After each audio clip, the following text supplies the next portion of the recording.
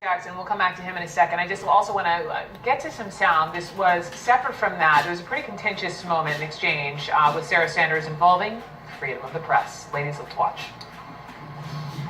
Are you trying to say that this administration is a champion of a free press? I certainly think that, as I stated a moment ago, we support a free press, but we also support a fair press. And I think that those things should go hand in hand, and there's a certain responsibility by the press to report accurate information. I think a number of people, I'm not finished, I think a number of people in this room do that every single day. They do their very best to provide fair and accurate information. Certainly support that. That's one of the reasons I'm standing here taking your questions.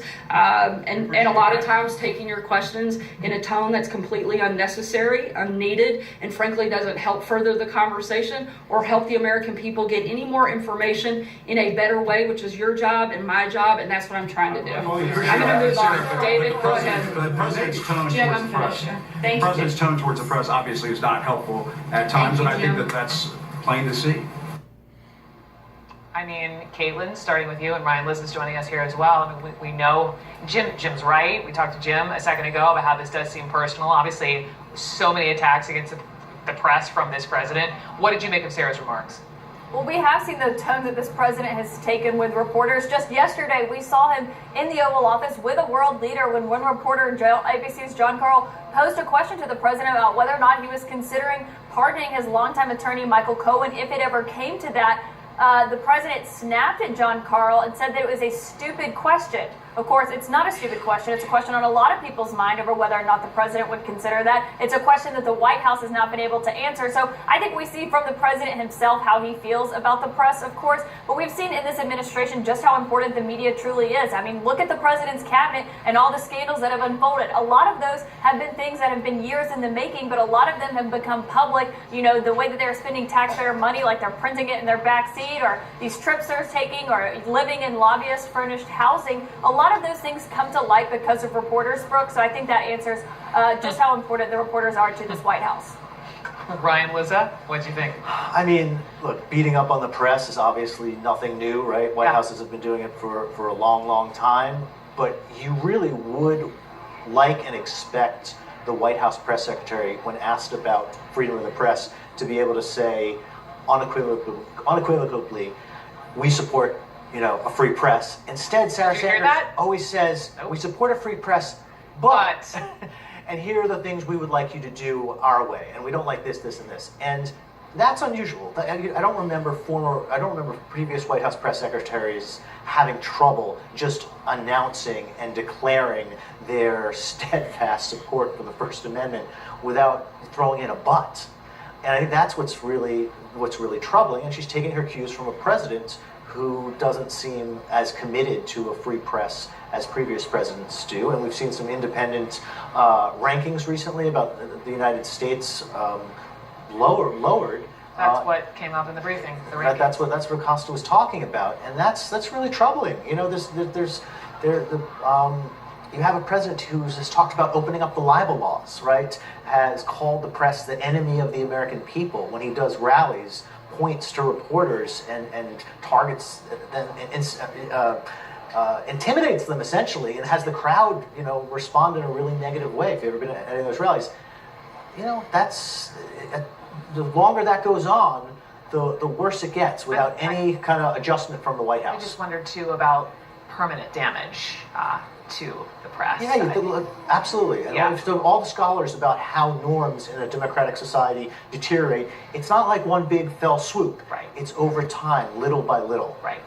April Ryan just put a microphone on as well. Wanted April to join this conversation. You heard her on freedom of the press. Your opinion? She defended the president vehemently, but this president has been the biggest leader when it comes to railing against the press. He's the leader when it comes to fake news. He's issued fakies, if you will, those fake awards. It's not a good look. It's not a good situation. Again, I've said this before. This president and all presidents, when they're sworn into office, January 20th, they take the oath of office and they say that they're going to defend the Constitution. And within that Constitution is the First Amendment. And part of that First Amendment is freedom of the press. And Brooke, he's gone against that. He's gone against that. And there has always been, since I've been here the last 21 years, this friendly adversarial relationship. We are doing our job. We are not yes men. That's the issue. So many people want us to fall in line to say yes. We are not saying yes. We're not saying no. We're asking pertinent questions that maybe this administration may not like. There are real issues on the table that we're asking about. This president is under investigation. He was being investigated by Capitol Hill lawmakers. Now there is the special counsel that's investigating him. And there's so many things that are just swirling about. And then you have other issues. His personal attorney. There are questions that we have to ask. And now with Ronnie Jackson, what is wrong with asking these questions? There's nothing wrong. And when John McCain was absolutely right. When you suppress the press, it begins a dictatorship. What makes us different from any other country? A free and independent press. We are the fourth estate. It's about accountability. People need to understand that this is not a partisan game. This has been going on for a long time. And unfortunately, this morning I got a call from one of the journalists who's been under attack, as well as myself, who said, on Fox News, they were railing against the Variety article talking about the fact that we are getting death threats. It's true. It is so true. And why are we getting death threats? Is because the words are going out in the atmosphere from 1600 Pennsylvania Avenue that we're less than human, that we're doing some kind of job that's not legal, legitimate, or what have you. We are the free and independent press. We have been part of this nation, part of the Constitution. We are part of the underpinnings of this nation. And for a president of the United States to put those words out there, and then for Sarah Huckabee Sanders to say it's not true that he's done that, there's a disconnect, a huge disconnect. When you have, Caitlin pointed this out, Ryan, but when you have a president who's answering questions from the press, who hasn't given a press conference in I don't know how many days, over a